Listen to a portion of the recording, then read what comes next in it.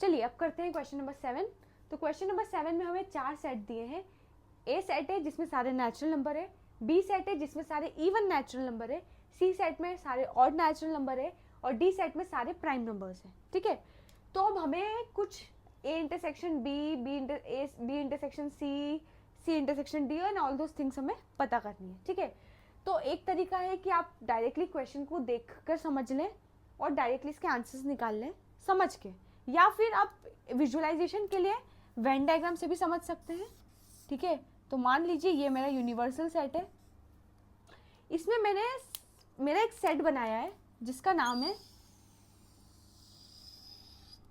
ए वाला सेट क्या है, set of all natural numbers. तो ये हमारे सारे नेचुरल नंबर का सेट बन गया है। ठीक है, अब ध्यान से समझिए, हमें पता है कि नेचुरल नंबर का ही हिस्सा होता है ऑड, इवन और प्राइम, राइट। अच्छा, अगर मैं बोलूं ये ऑड है, ये इवन है, मतलब ये बी है, ये सी है,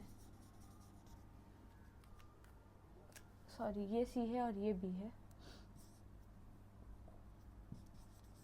ठीक है, ये ए नेचुरल नंबर है, इसी का हिस्सा ऑड नेचुरल नंबर्स भी होगा और इसी का हिस्सा इवन नेचुरल नंबर्स भी होगा और इसी सेट का हिस्सा प्राइम नंबर्स भी होगा, राइट। अच्छा, अब प्राइम नंबर्स क्या ऑड हो सकते हैं? देखिए, ऑड और इवन तो आपस में डिसजॉइंट होंगे, जो ऑड नंबर है वो इवन नहीं हो सकता, जो इवन है वो ऑड नहीं हो सकता। तो इन दोनों को मैंने बिल्कुल भी जॉइंट नहीं रखा है, इन दोनों को मैंने डिसजॉइंट रखा है। आपको पता है जॉइंट और डिसजॉइंट क्या होता है, हमने पिछले लेक्चर्स में समझा है।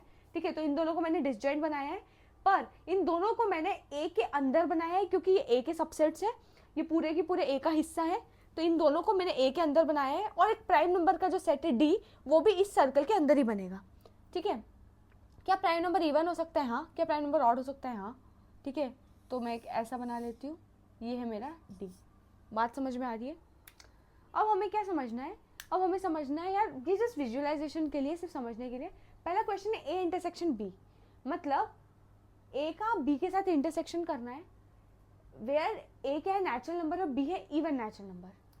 मतलब देखिए, अगर मैं ऐसे लिखूँ, ओके, ए में क्या क्या एलिमेंट्स आएंगे, 1 2 3 4 5 6 अप टू इन्फिनिटी। बी में क्या क्या आएंगे, इज इवन नेचुरल नंबर तो 2 4 6 8 10 अप टू इन्फिनिटी।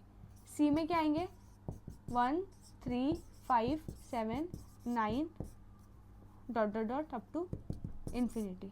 डी में क्या आएंगे, सारे प्राइम नंबर्स 2 3 5 7 8 9 नहीं आएगा, 10 11 13 एंड सो ऑन। ठीक है, पर मैं इसको डॉट डॉट डॉट करके नहीं लिख सकती हूँ, क्यों? क्योंकि एक पर्टिकुलर पैटर्न नहीं बना रहा, पर सिर्फ एक तरीका है। मान लीजिए मैं इसको रोस्टर फॉर्म में लिखना नहीं चाह रही हूँ, पर मैं अभी के लिए लिख रही हूँ, तो मैं ऐसे डॉट डॉट डॉट नहीं बना सकती हूँ क्योंकि पैटर्न नहीं बना रहा है। पर आप समझ चुके हैं कि कुछ ना कुछ ऐसे एलिमेंट्स इन्फिनिटी तक चलते जाएंगे, इन्फिनिटी तक। ठीक है, ये करेक्ट वे नहीं है प्राइम नंबर्स को रिप्रेजेंट करने का, क्योंकि पैटर्न नहीं बना रहा है, पर मैं सिर्फ समझाने के लिए बता रही हूँ। ठीक है, तो बाकी ये तीन तो सही है। ए इंटरसेक्शन बी है, मतलब इन दोनों का हमें क्या करना है, इंटरसेक्शन। ये है नेचुरल नंबर, ये है ऑड इवन नेचुरल नंबर। यार सोचिए, इवन नेचुरल नंबर का और ए और बी का अगर मैं इंटरसेक्शन करूँ तो यार ऑब्वियसली सिर्फ बी सेट ही आएगा। ठीक है, क्योंकि बी सेट के सारे एलिमेंट्स ए में हैं।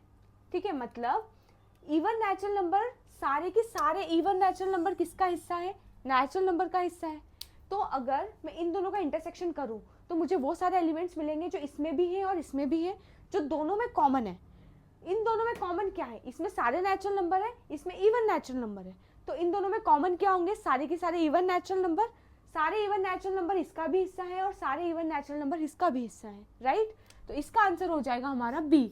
ये सेट क्या हो जाएगा, ये सेट हमारा बी सेट के बराबर हो जाएगा, जो कि set of all even natural numbers होंगे। ठीक है, नेक्स्ट है ए इंटरसेक्शन सी, मतलब हमें नेचुरल नंबर के सेट का और ऑड नेचुरल नंबर के सेट का इंटरसेक्शन करना है।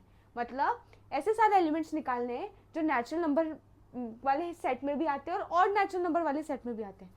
तो सेम ऐसे ही केस हो जाएगा, सेम टू सेम, मतलब कॉमन एलिमेंट्स जो नेचुरल नंबर भी हो और ऑड नेचुरल नंबर भी हो, तो वो सारे के सारे ऑड नेचुरल नंबर ही होंगे। सारे के सारे odd natural number C set का भी हिस्सा होंगे और ए सेट का भी हिस्सा होंगे, राइट। तो इसका आंसर हो जाएगा हमारा सेट सी। बात समझ में आ रही है? सेम ए इंटरसेक्शन डी मतलब सारे ऐसे नेचुरल नंबर और प्राइम नंबर, इन दोनों का इंटरसेक्शन करना है।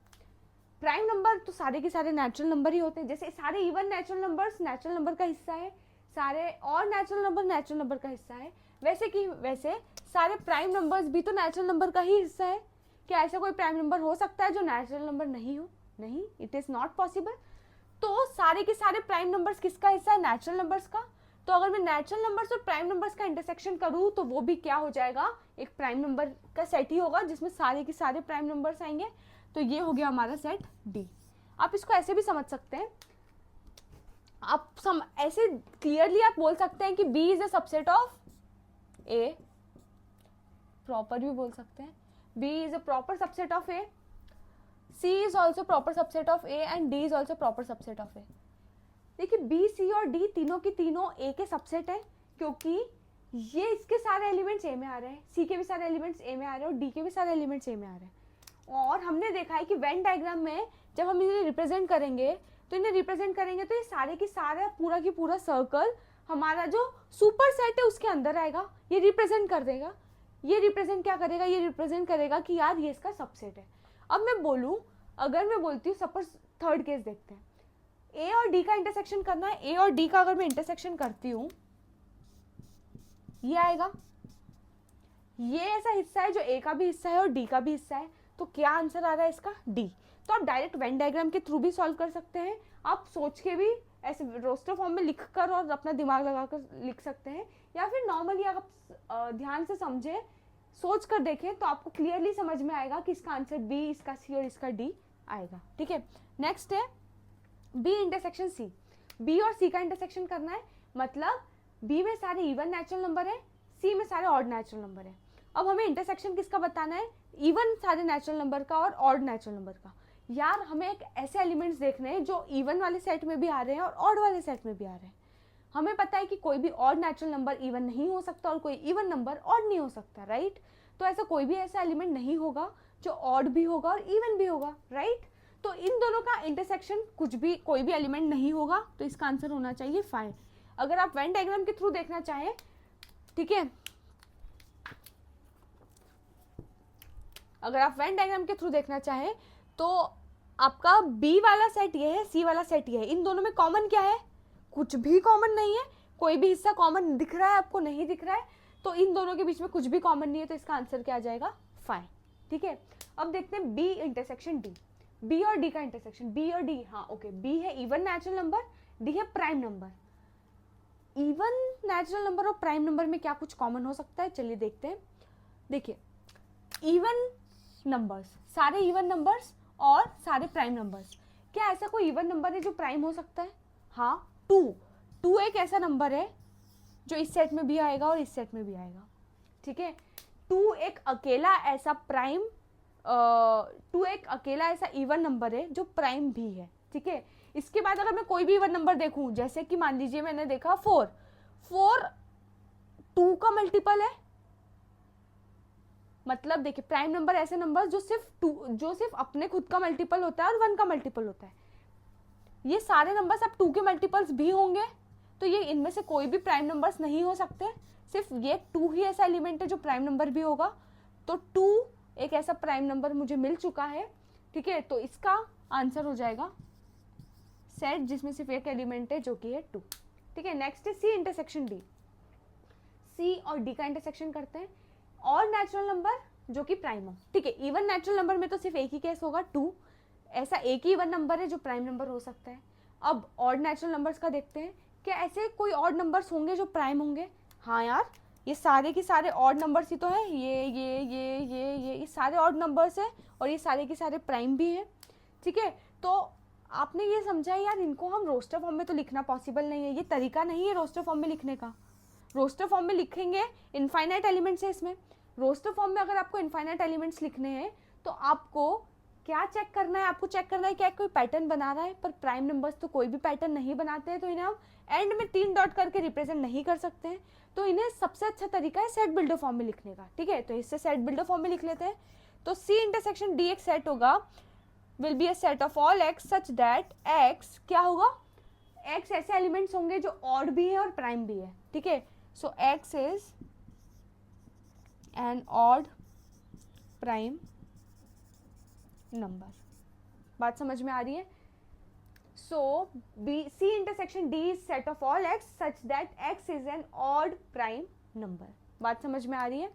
तो इस तरीके से हम ये सारे क्वेश्चन सॉल्व कर सकते हैं। आप डायरेक्टली थ्रू रोस्टर फॉर्म देख सकते हैं कौन से एलिमेंट्स किस में आ रहे हैं, या फिर आप वेन डायग्राम के थ्रू भी क्वेश्चंस को सॉल्व कर सकते हैं। इसलिए मैंने समझने के लिए वेन डायग्राम भी बना दिया है, ठीक है। चलिए, आई होप आपको ये वाला क्वेश्चन अच्छे से समझ में आ गया होगा।